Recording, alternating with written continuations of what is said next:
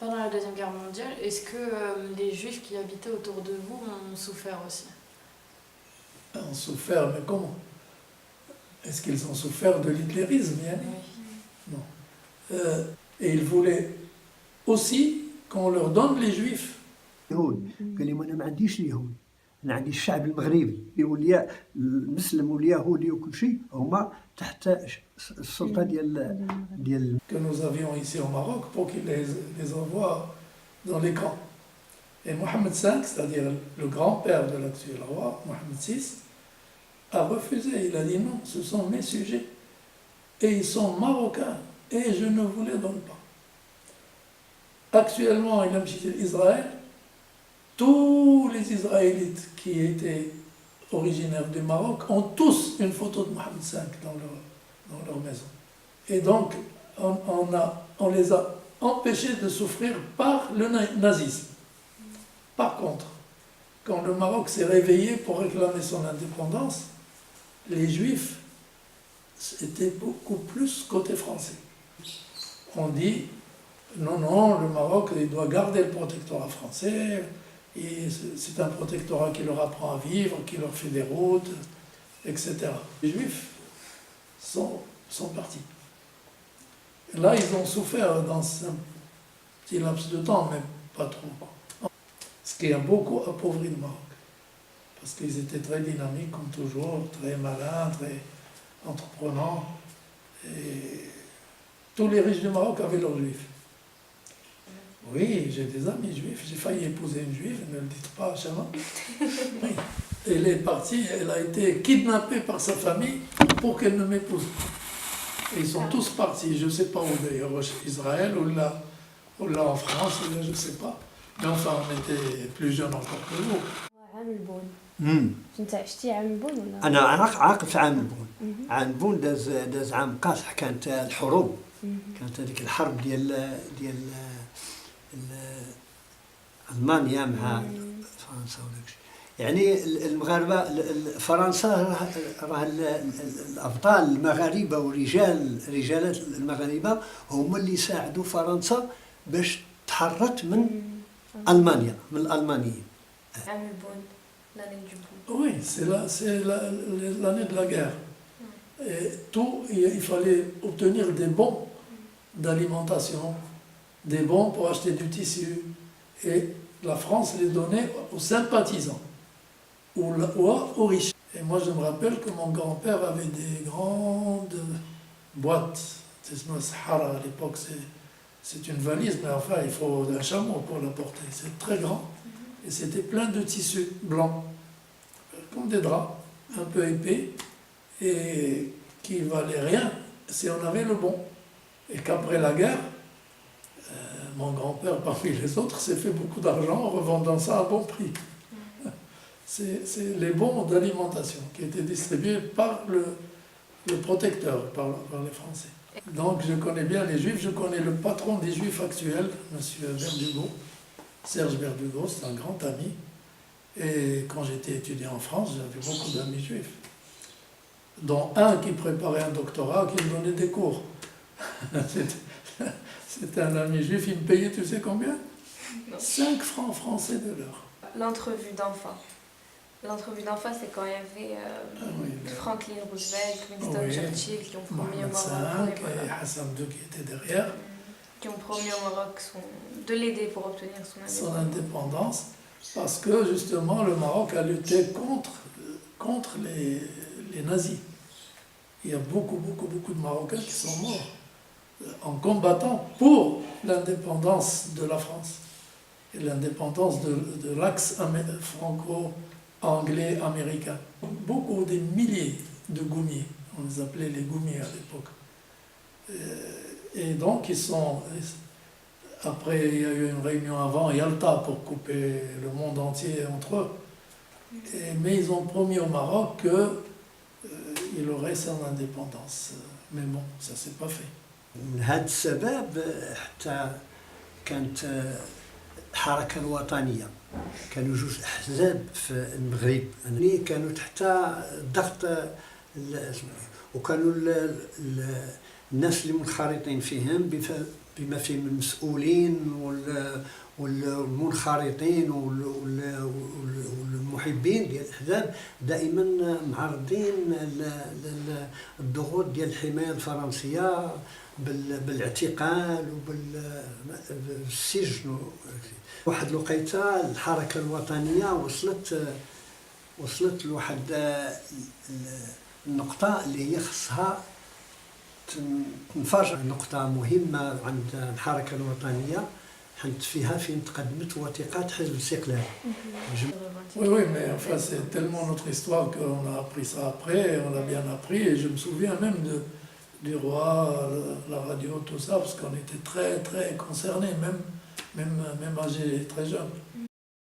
محمد الخامس الله يرحمه في الزيارة ديالو لمدينة طنجة كان لقى واحد الخطاب، وهذاك الخطاب كان مهم ومنه بين فيه وطلب فيه في ذاك الخطاب من الحماية باش تعطي الاستقلال المغرب ديالها، وعبر بواحد التعبير قال لهم بأنه الحماية كانت هي واحد القميص لواحد شخص، ولكن هذا الشخص كبر وما تلاش يجي قدو هذاك القميص. قالها في الخطاب ديالو.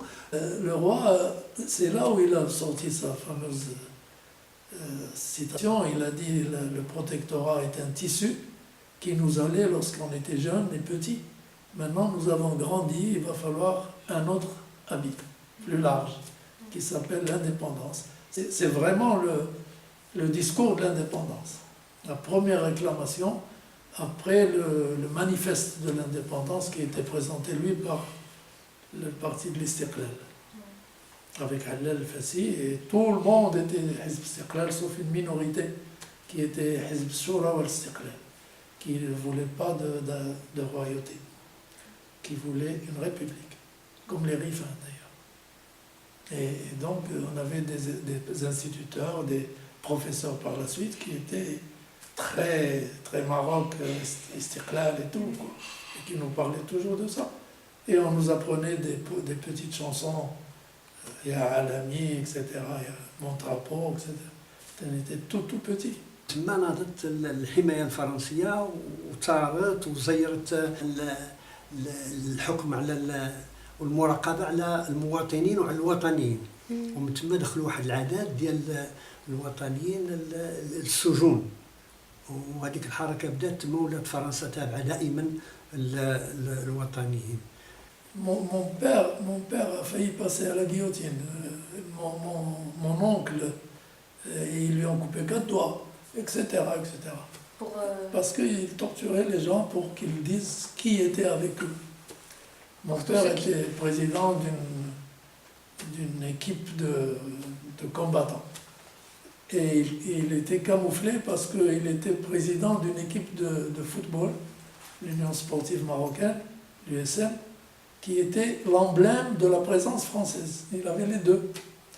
Et il allait à Tanger pour ramener des armes et il avait toujours la cocarde tricolore sur le pare-brise. Donc quand il passe, tout le monde le saluait alors qu'il venait.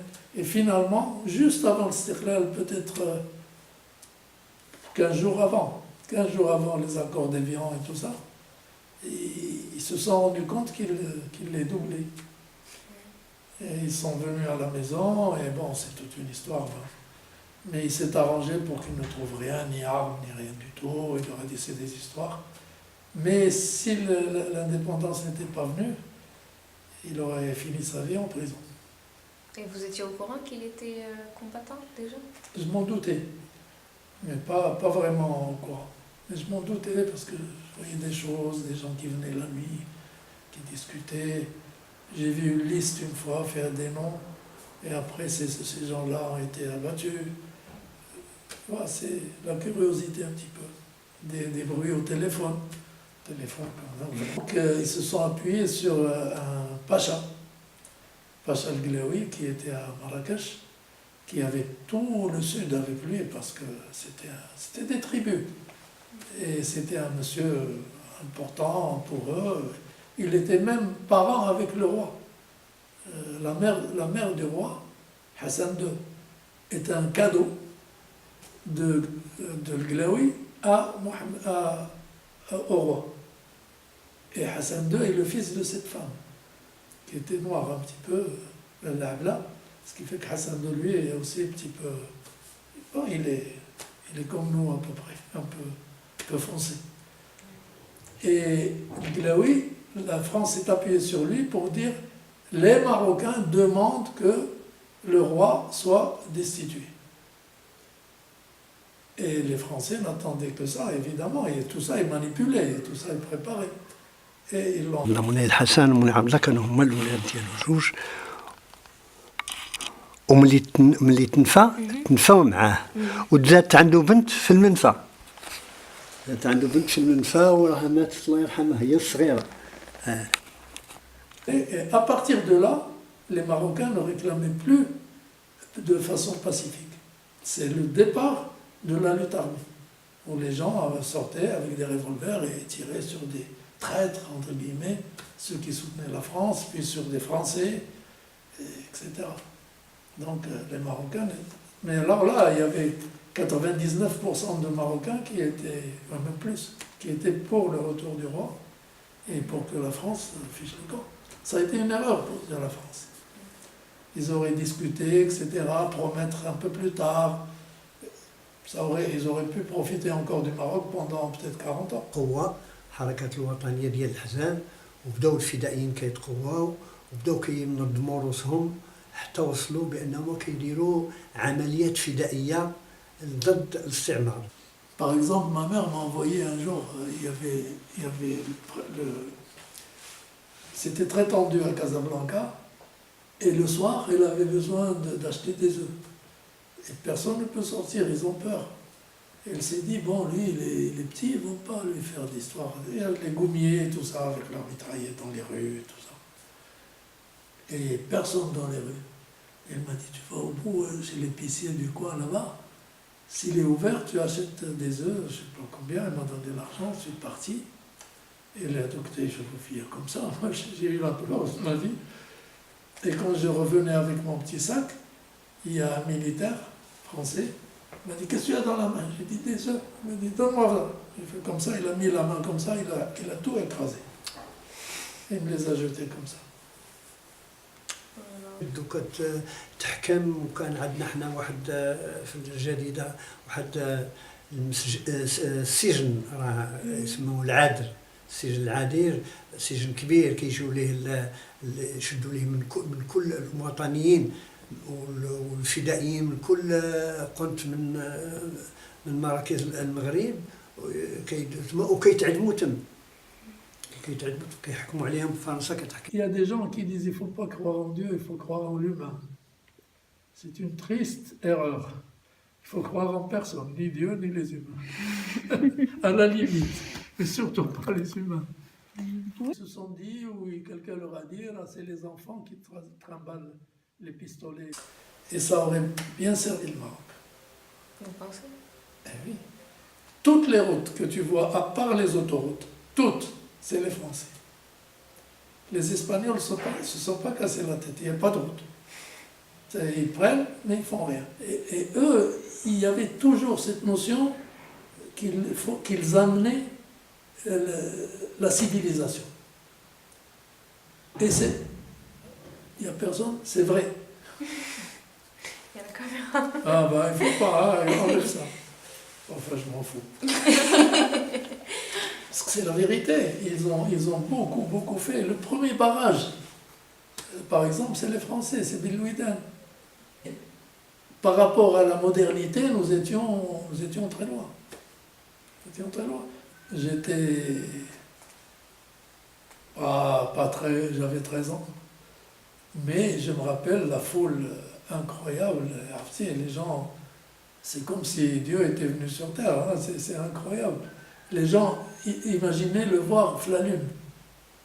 Pourquoi? Parce que c'est très physique, ça. La rétention de l'image. Si tu regardes la télévision longtemps et que tu éteins et que tu tournes la tête, tu revois là, parce qu'il y a une rétention. Et cette rétention, les gens donnaient au peuple, lui donnaient des photos de Mohammed V, ils lui disaient regarde-la bien, une fois que tu l'as bien regardée, regarde la lune. Évidemment, ils voyaient la trace de... حتى واحد الوقيته كيولوا المغاربه ملي تنفى الملك كيهزوا راسهم القمر وكيبان لهم الصوره تاعت الملك في القمر. وهذه ماشي واحد ولا جوج ولا ثلاثه، في المدن كلها كاين بعض الاوقات اللي كيبدا يطلع القمر كتشوف الناس كلها واقفه وكتراقب في القمر وكيبان لهم اسمه عليه محمد الخامس راه في القمر. روايه رجوع محمد الخامس للمغرب، وحنا ولاد الصفا ومثلنا انا مثلت محمد الخامس، وهذا مثل اسمه عليه محمد العمراني مثل قيوم جنرال قيوم، وهذا مثل بن عرفه. استقلال ولا لا؟ بيان سور احتفلنا. كيفاش داز داكشي؟ داز مزيان. شنو درتو؟ شنو درنا؟ داروا لي خرجنا للزنقة وتنغوصوا وتنفرحوا، شدينا الاستقلال ديالنا والملك رجع للبلاد. علاش؟ غادي يرجع للعرش ديالو وجاب لينا الاستقلال.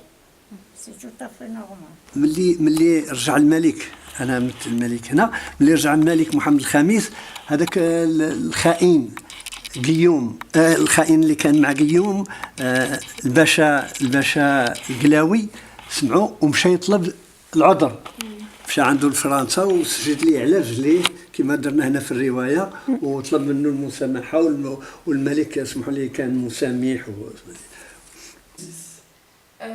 Est-ce que vous et votre famille vous avez fêté cet événement? Bah oui, tout le Maroc, ça a été... C'est incroyable, ça s'explique pas, c'est trop. C'est le retour du père. Et vous l'avez fêté. Enfin, je pense que votre père, il a dû être très... Oui, ben, il a été reçu, lui. Il était ami de Hassan II. Ils avaient à peu près le même âge. Et donc, bon. Double raison d'être content, mon père. Ouais. Les Rifins ont toujours été des gens qui ne voulaient pas de domination d'autres que des Rifins. Et de là à rejeter la royauté, c'était les champions avec Abdelkrim et compagnie, qui a beaucoup combattu les Espagnols d'ailleurs. Bon. Et donc, ils ont de temps en temps leur petite révolte où ils ne veulent pas. Et donc, il a fallu que l'armée marocaine fasse un petit peu le travail pour... C'est comme ça. C'est comme la Corse actuellement avec la France, c'est comme les Basques avec l'Espagne, c'est comme... Il y a toujours une entité ethnique qui ne veut pas que les autres la dominent. C'est pour ça que le Maroc, le jour où il n'y aura plus de royauté, le Maroc explosera, pire que la Libye actuelle. Parce que nous avons tellement de blocs très distincts. Les Rifins n'accepteront personne. Les Berbères Amazirs n'accepteront personne. Les Arabes qui sont le centre n'accepteront personne. Les Sahraouis n'accepteront personne. Et les Fassis ne seront acceptés par personne. Ça sera vraiment des tribus, c'est pire que des tribus, des blocs entiers du Maroc qui s'entretuent.